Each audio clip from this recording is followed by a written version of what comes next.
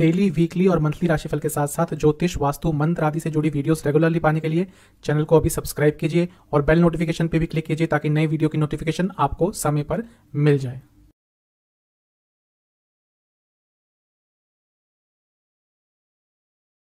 ओम गणेशाय नमः। ओम नमः शिवाय। मैं निखिल ज्योतिष आचार्य आप सभी का मेरे चैनल पे पुनः स्वागत करता हूँ। आशा करता हूँ आप सभी स्वस्थ होंगे। महादेव की कृपा आप सभी पर सदैव बनी रहे। 12 जुलाई 2022 को कुंभ यानी कि एक्वेरियस के लिए शनि महाराज राशि परिवर्तन कर रहे हैं और इस बार जब राशि परिवर्तन करेंगे तो सामान्य राशि परिवर्तन नहीं होगा। सामान्य तौर पर ग्रह आगे की तरफ बढ़ते हैं, लेकिन ग्रहों की स्थिति इस प्रकार होगी कि शनि महाराज 5 जून को वक्री हो गए होंगे और पीछे जाते जाते 12 जुलाई को वो पतित हो जाएंगे, यानी कि पिछली राशि में गिर जाएंगे। कुंभ में ही थे, आपके लग्न में ही थे, और 12 जुलाई को वापस मकर राशि में चले जाएंगे, जहाँ पर 2.5 साल ऑलरेडी बिताकर आ चुके हैं। वापस जा रहे हैं शायद उन कार्यों को पूरा करने के लिए जो शायद वो अधूरा छोड़ आए थे। इस राशि परिवर्तन के जो सामान्य नहीं है, इसके कई सकारात्मक प्रभाव भी होंगे और थोड़े बहुत नकारात्मक प्रभाव भी होंगे। दोनों पर ही चर्चा करेंगे। वीडियो कहाँ से देखें? यदि आपको अपना लग्न पता है तो लग्न से इस राशिफल को देखें तो अच्छा प्रभाव मिलेगा। यदि लग्न नहीं पता तो उस केस में अपनी राशि से, जन्म राशि, चंद्र राशि से देख सकते हैं। नाम राशि से तभी देखें यदि आपको कन्फर्म है कि आपका नाम आपके राशि के अनुसार ही पड़ा है।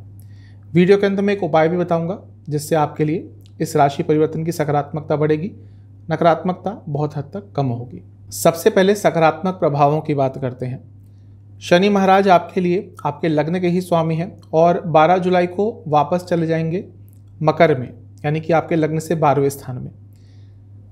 सकारात्मक प्रभाव इसका सबसे पहला ये होगा कि जो लोग बाहर से संबंधित कुछ काम करते हैं, जॉब करते हैं, बिजनेस करते हैं, उनके लिए ये जो 6 महीने हैं, जो कालखंड शनि महाराज वापस मकर में बिताएंगे, यानी कि जुलाई से लेकर अगले साल के जनवरी के स्टार्ट तक, वक्री रहेंगे अक्टूबर तक, उसके बाद मार्गी हो जाएंगे और फिर जनवरी में वापस कुंभ में आ जाएंगे। तो ये 6 महीने जो लोग बाहर से संबंधित काम करते हैं उनको बहुत लाभ होगा।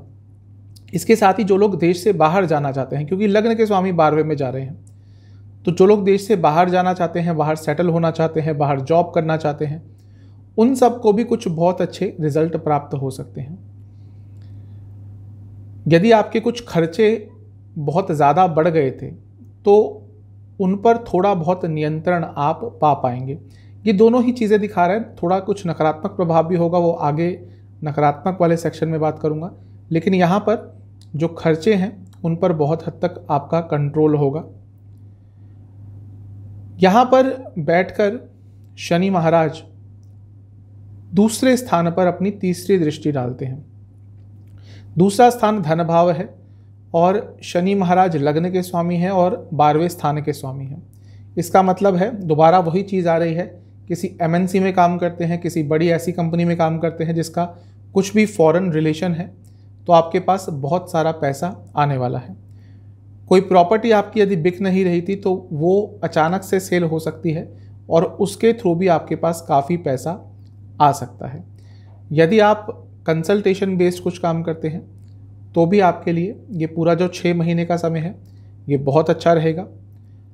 स्टूडेंट्स के लिए, जो छोटे स्टूडेंट्स हैं, छोटी एज के स्टूडेंट्स हैं, ग्रेजुएट वाले नहीं, उससे जो नीचे के स्टूडेंट्स हैं, 12th से नीचे वाले स्टूडेंट्स जो हैं, कुंभ लग्न, कुंभ राशि के, उनके लिए ये पीरियड बहुत अच्छा रहेगा क्योंकि स्टडी पे ध्यान लगेगा और कंसंट्रेशन थोड़ा बहुत बेटर होगा। शनि महाराज यहाँ से बैठकर अपनी 7वीं दृष्टि सीधा 6ठे स्थान पर डालेंगे लग्न से। 12वें स्थान में है, विपरीत राजयोग बना रहे हैं और देखेंगे 6ठे भाव को, यानी कि कुछ कानूनी संबंधित आपके कार्य अटक रहे थे वो पूरे हो सकते हैं। कोई कोर्ट केस चल रहा था वो या तो आपके हक में फैसला आ सकता है या चीज़ें आपके हक में ही होंगी, चीज़ें आगे बढ़ेंगी। जो चीज़ें स्टैग्नेट हो गई थी, रुक गई थी, थम गई थी, वो चीज़ें थोड़ी बहुत आगे बढ़ सकती हैं। अपने दुश्मनों पर, अपने प्रतिद्वंदियों पर बहुत हावी रहेंगे। कोई भी आपको डोमिनेट करना चाहे उसको उस चीज़ में सफलता की प्राप्ति नहीं हो पाएगी, क्योंकि 12वें स्थान में है और वक्री हैं, तो आपके कई ऐसे रोग जो ठीक नहीं हो रहे थे वो रोगों से आप रिकवर हो सकते हैं, उन डिजीज़ से आप रिकवर हो सकते हैं। इसके साथ ही कोई ऐसा आपको रोग था जिसका डायग्नोज नहीं हो पा रहा था, मतलब कि पता ही नहीं चल रहा था कि ये प्रॉब्लम है क्या, वो प्रॉब्लम का डायग्नोसिस भी हो सकता है, यानी कि पता चल जाएगा कि इस प्रॉब्लम का मूल कारण क्या है।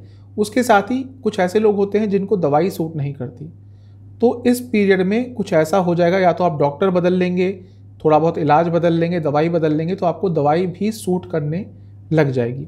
तो सेहत पे इसका बहुत सकारात्मक प्रभाव रहेगा। कोर्ट केसेस पर, अदालती कार्रवाई पर बहुत सकारात्मक प्रभाव रहेगा। कोई पैसा आपका रुका हुआ था, कोई पैसा आपका वापस नहीं दे रहा था, तो वहाँ से भी बहुत हद तक पैसा आ सकता है, क्योंकि छठा भाव रुकावटों का भी भाव होता है और शनि महाराज विपरीत राजयोग बनाकर देख रहे हैं, तो कई रुकावटें भी आपके इस 6 महीने के कालखंड में दूर हो सकती हैं। शनि महाराज की 10वीं दृष्टि रहेगी भाग्य स्थान पर।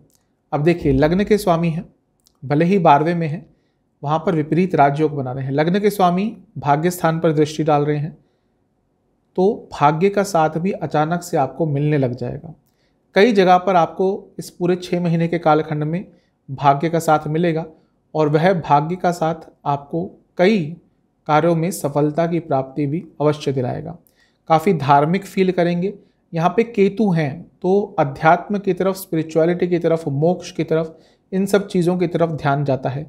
जिन्होंने मेरे कुंभ लग्न राशि का जो विस्तृत वीडियो है देखा होगा, मैंने बताया था कि कुंभ लग्न राशि के जातक कई बार मोक्ष की तरफ उनका आकर्षण होता है, और ये समय भी ऐसा हो सकता है क्योंकि केतु पर प्रभाव है। केतु 9वें स्थान में बैठे हैं और शनि महाराज की दृष्टि हो गई, तो अचानक से मोक्ष की तरफ ध्यान जाएगा।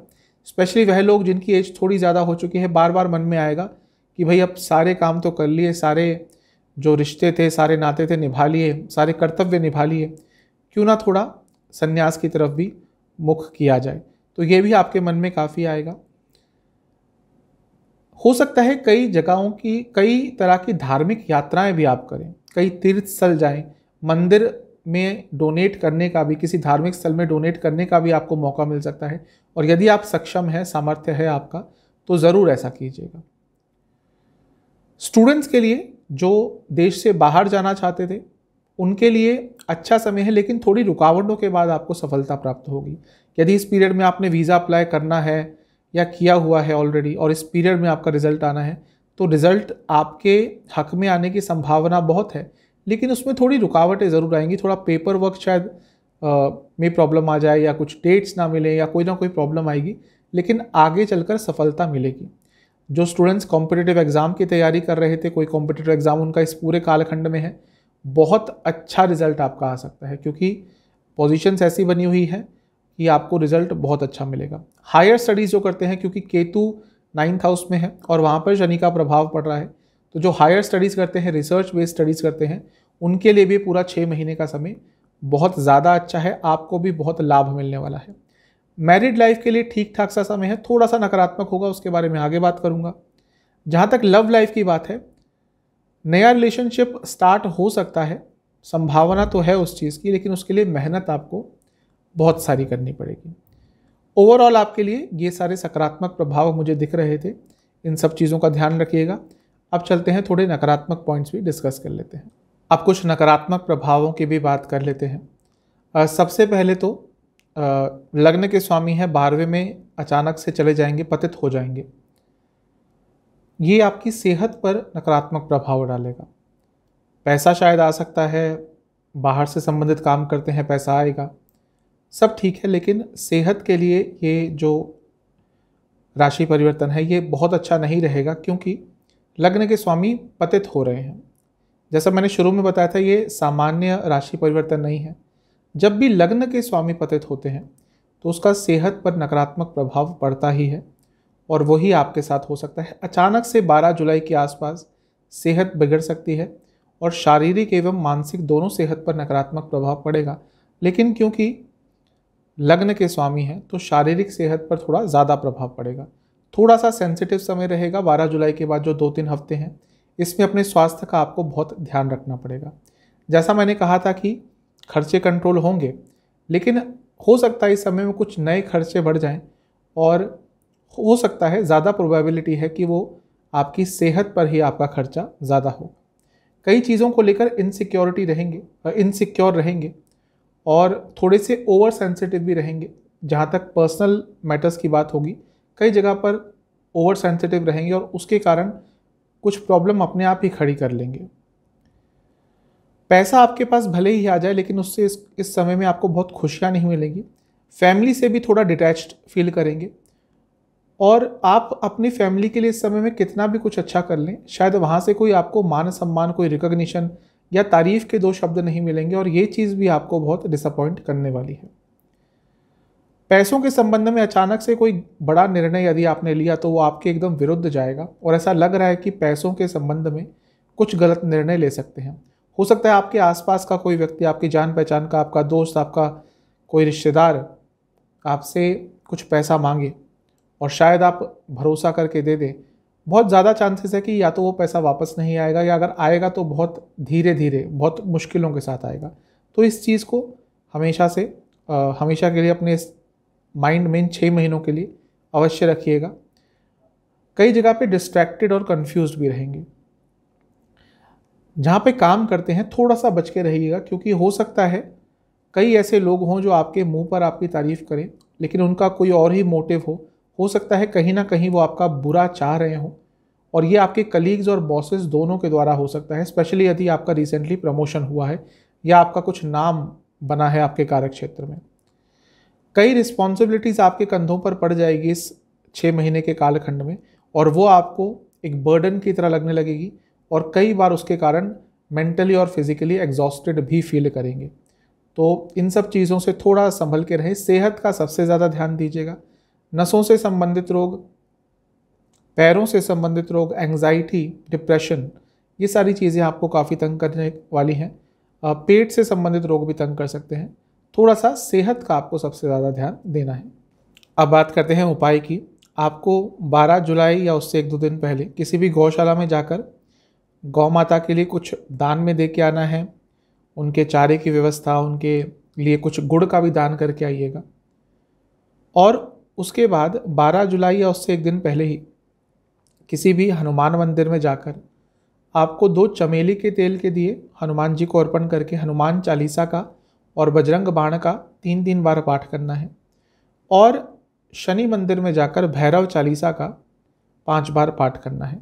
यही आपके लिए सर्वश्रेष्ठ उपाय रहेगा। चैनल पे नए हैं, सब्सक्राइब कीजिए, वीडियो को लाइक कीजिए। मिलता हूँ अगली वीडियो में, तब तक के लिए ओम नमः शिवाय।